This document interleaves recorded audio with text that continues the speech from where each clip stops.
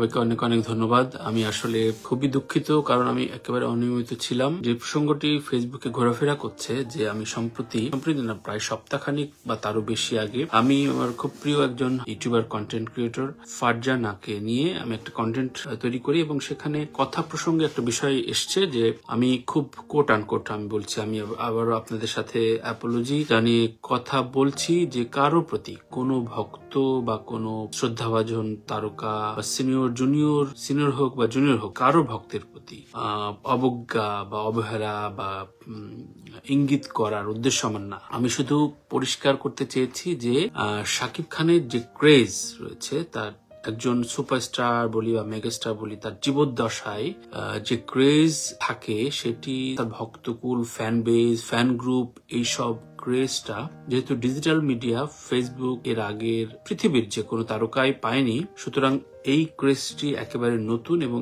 এটা কখনো অন্য তারকা বা অন্য বরেণ্য কিংবদন্তি সুপারস্টার বলি মেগাস্টাররা ছিল না। এটিকে অপব্যাখ্যা করার কোন রকম অসৎ উদ্দেশ্য নেই, এটি ফ্যাক্ট। আমি আরো সহজ করে বলি, ধরেন সাকিব আল হাসানের কথা ধরি। সাকিব আল হাসান বলি, আমিনুল ইসলাম বুলবুল বা অপি মেহরাব অপি, আপনারা ক্রিকেটার, তাদের নিশ্চয় জানেন, তারা আইসিসি ওয়ার্ল্ড কাপের শুরুর সময় যে ক্রেজটি ছিল, যে ফেনোমেনাটা ছিল, যেরকম বিজনেস হতো তার সেই ক্রিকেটারদের নিয়ে, তার চাইতে কিন্তু অনেক গুণ বেশি এখনকার ক্রিকেটারদের নিয়ে মাশরাফি বলি, সাকিব আল হাসান বলি, কিংবা রুবেলি বলি, কিংবা তামিম বলি, তাদের নিয়ে কিন্তু কোটি কোটি টাকার এন্ডোর্সমেন্ট হয়, তাদের ভক্তদের নিয়ে ক্রেজ তৈরি হয়। এটা আসলে আমাদের ডিজিটাল মাধ্যমের একটা ফেনোমেনা। এই ফেনোমেনাটা আমরা অস্বীকার বা অবজ্ঞা করতে পারবো না, এবং এটা ফ্যাক্ট। তেমনি চলচ্চিত্রে শাকিব খানের এই সময়টা, এই যে সাকিবিয়ানদের এত ক্রেজ, এটি একেবারেই নতুন, এবং সাকিবিয়ানরা যেমন দেখাতে পারছেন ডিজিটাল মিডিয়ায়, তেমনি একজন শাকিব খানও তার কাজ দিয়ে এই সময়ের এই এত ক্রেজি ভক্ত। আপনি কি কখনো শুনেছেন যে পরপর কয়েকটি ছবিতে সাকিবিয়ানদের ডেডিকেটেড করে বা তার ভক্তদের ডেডিকেটেড করে গান প্রকাশ করা বা অফিসিয়াল ভাবে ভক্তদের নিয়ে এই ধরনের ফেনোমেনা তা হয়নি কিন্তু এর আগে।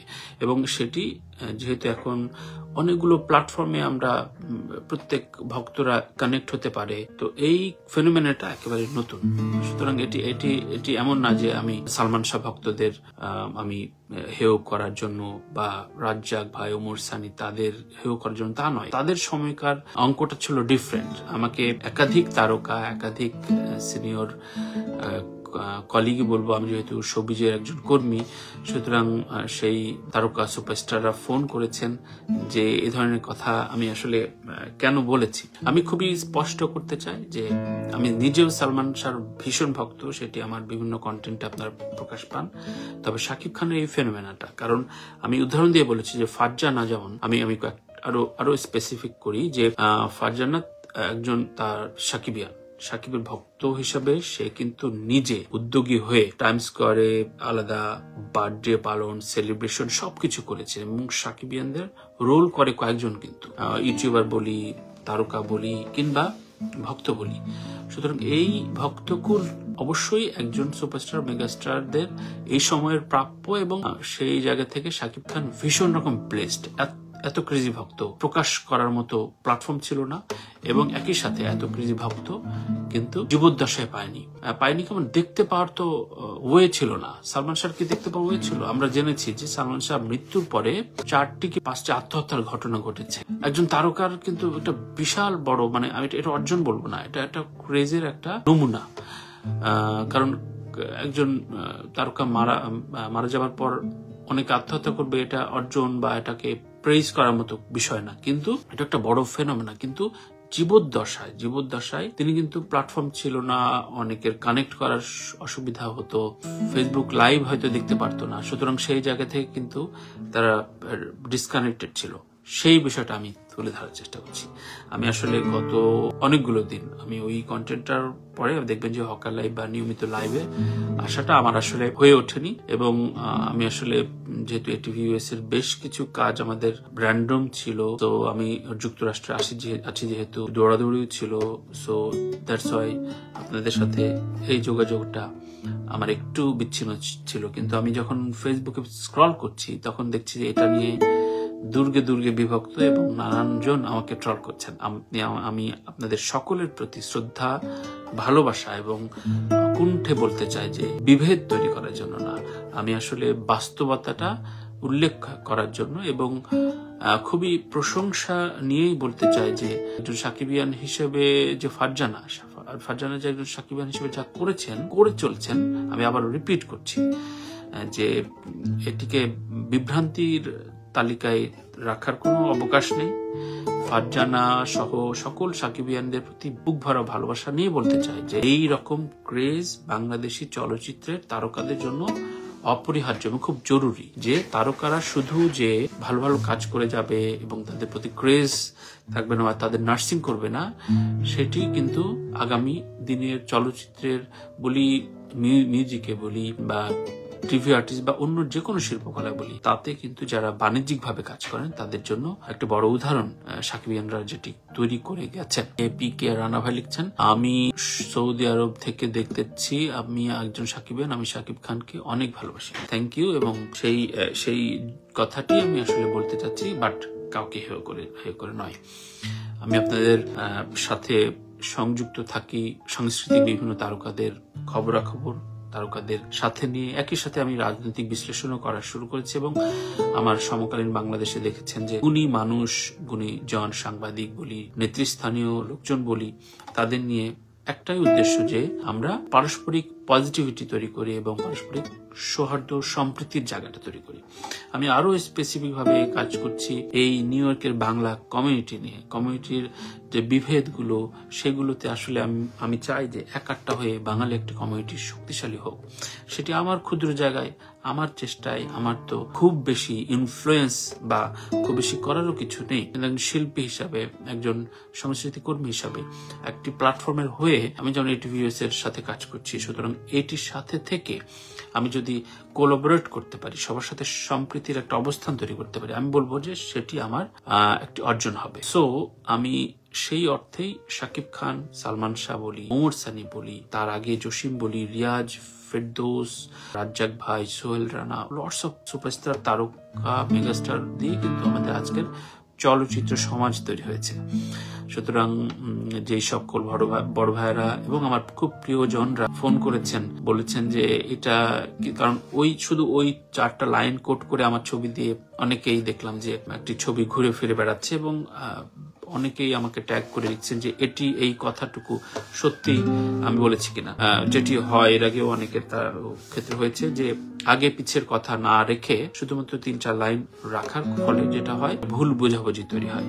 কিন্তু কারো প্রতি অবজ্ঞা নয়, কারো প্রতি অতি ভালোবাসাও নয়, আমি ফ্যাক্টটা তুলে ধরার চেষ্টা করেছি, এবং সত্যিকার অর্থে আমি প্রেস করতে চাই শাকিব খানের ভক্তকুলদের। তারা একটি ল্যান্ডমার্ক তৈরি করেছেন যে এটি এই অবস্থানে থাকার জন্য জরুরি। অন্য আরো কেউ যদি শাকিব খান হতে চান বা বাণিজ্যিক যে কোনো প্ল্যাটফর্মে কাজ করতে চান, তার ফ্যান ক্রেজ, ফ্যানদের লালন করা, নার্সিং করা কিংবা এরকম ফ্যান অর্জন করা সত্যিকার অর্থে কঠিন।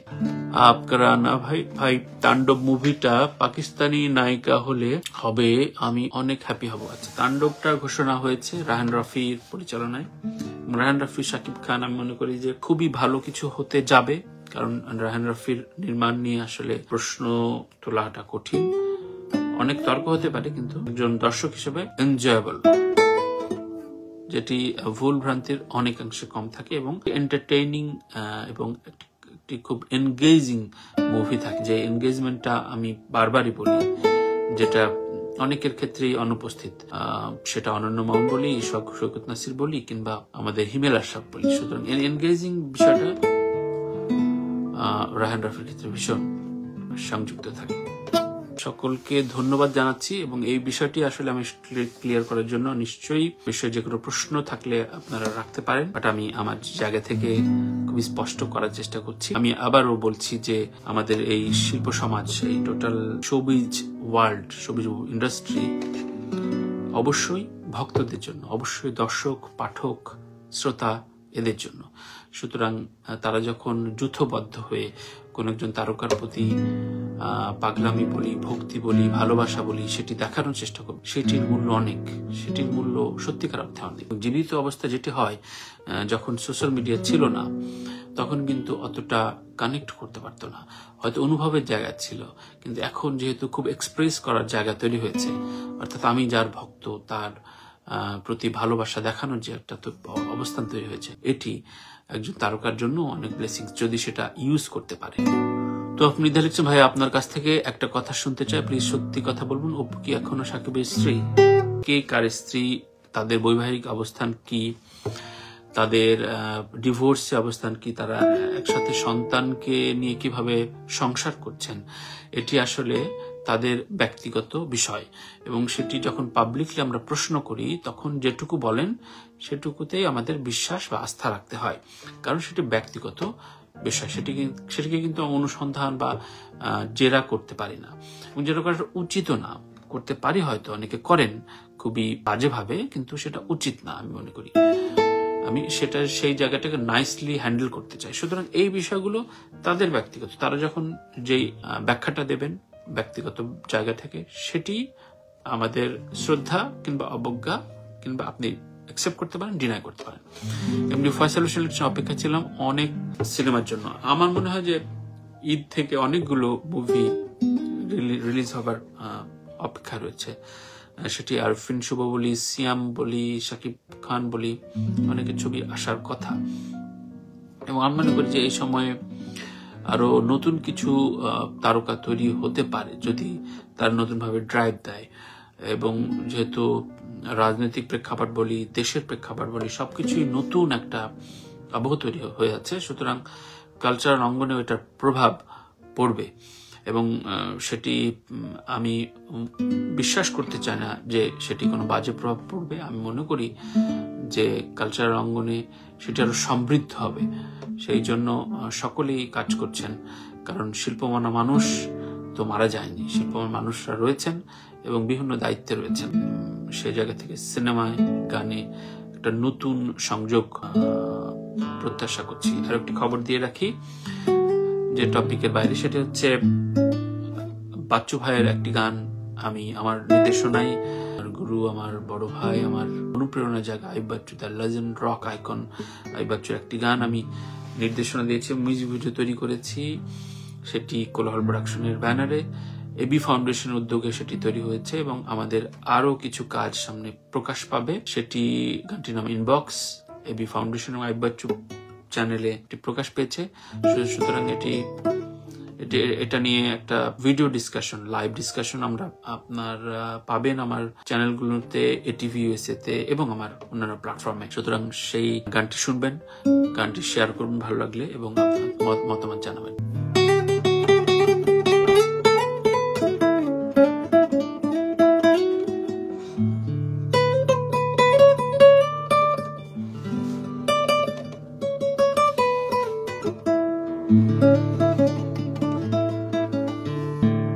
ভালো থাকবেন, কথা হবে নিয়মিত, সবার জন্য দোয়া করি, পাশে থাকি, সহমর্মী হই এবং সহনশীল থাকি। লাভ ইউ অল, ভালোবাসা, শ্রদ্ধা জানবেন। আল্লাহ হাফেজ।